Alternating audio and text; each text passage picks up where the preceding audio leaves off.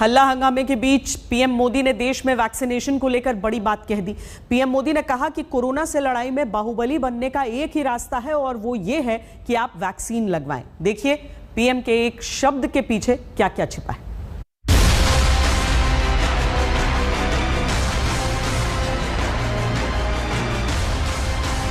Vaccine जो है बाहु पर लगती है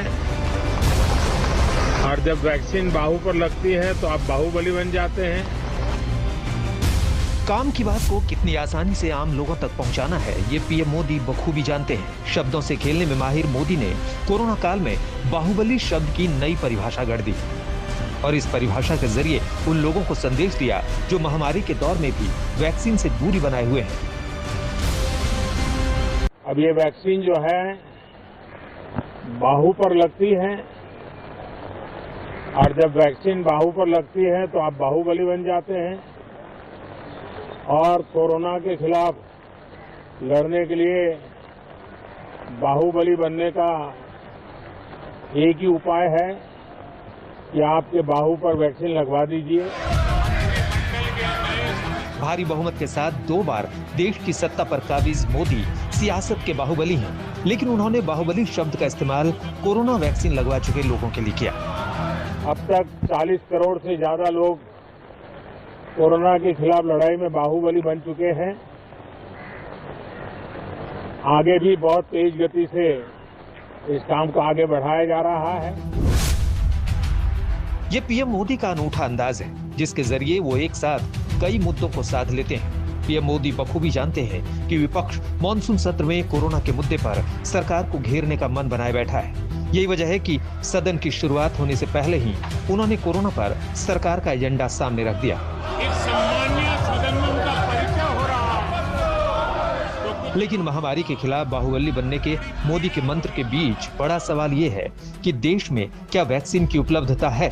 ये सवाल उन शहरों के लोगों का भी है जिन्हें तीसरी लहर का डर और वैक्सीन की किल्लत दोनों सता रही। हम 3 बार आए, तीसरा आए आज। आज तीसरा दिन है, चौथा आज लग पाया। और जिन शहरों में वैक्सीन उपलब्ध नहीं है वहां अराजकता जैसा आलम है। लोगों की शिकायत है कि सरकारी केंद्रों पर या तो वैक्सीन नहीं है या है भी तो इतनी भीड़ है कि वैक्सीन लेने गए तो कोरोना की चपेट में आने का डर है। आम लोगों की इस तकलीफ की चर्चा पीएम के साथ मुख्यमंत्रियों की बैठक में भी हुई थी। तब ओडिशा के मुख्यमंत्री नवीन पटनायक ने निजी अस्पतालों को केवल 5% वैक्सीन देने की मांग की थी। We had written to the government of India to increase the allocation to the state governments to 95% and reduce the allocation to private hospitals to 5%. This will help us in increasing the pace of vaccination. राज्यों के vaccine देने की जिम्मेदारी केंद्र की है। राज्यों का दावा है कि वो पूरी तेजी के साथ वैक्सीनेशन कर रहे हैं, लेकिन कमी आड़े आ रही है। आंकड़ों पर गौर करें तो देश में कम से कम 24.2% लोगों को 1 डोज लग चुकी है। वहीं 6.3% लोग दोनों डोज ले चुके हैं। कुल मिलाकर 40 करोड़ 64 लाख लोग 1 या दोनों डोज ले चुके हैं। लेकिन बीते कुछ समय में वैक्सीनेशन की रफ्तार सुस्त पड़ गई है। 21 जून को सबको मुफ्त वैक्सीन अभियान की शुरुआत हुई तो पहले ही दिन करीब 87 लाख लोगों को टीका लगाया गया, जबकि मौजूदा समय में यह आंकड़ा 40 से 45 लाख प्रतिदिन का है। 80 लाख वैक्सीनेशन रोज होना चाहिए, हो 40 लाख रहा है और इसके बारे में सरकार बात भी नहीं करती, अपनी ही पीठ थपथपा रहे हैं। मोदी जी को लगता है कोरोना का बहुत बढ़िया प्रबंधन हो रहा है, योगी जी को वो सर्टिफिकेट देकर चले गए। सच तो ये है कि वैक्सीनेशन ना होने से हमारी जो जनसंख्या है, हमारे जो लोग हैं वो बड़ी दिक्कत में है। साल के आखिर तक 80% आबादी को वैक्सीन देने के लिए हर रोज कम से कम 80 लाख वैक्सीन डोज लगने चाहिए, लेकिन ऐसा नहीं हो पा रहा है।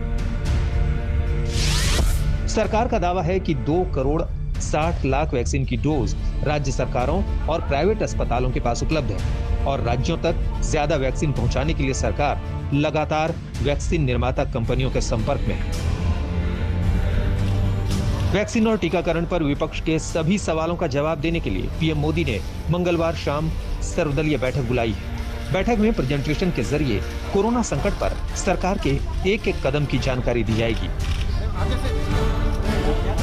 कोरोना की तीसरी लहर को रोकने के लिए सारे प्रोटोकॉल का पालन जरूरी है। वहीं इस लड़ाई में सबसे कारगर हथियार वैक्सीन है। सरकार की कोशिश है कि जल्द से जल्द लोगों का टीकाकरण कराया जाए ताकि कोरोना के खिलाफ पीएम मोदी का बाहुबली वाला मंत्र कामयाब हो सके। आज तक ब्यूरो।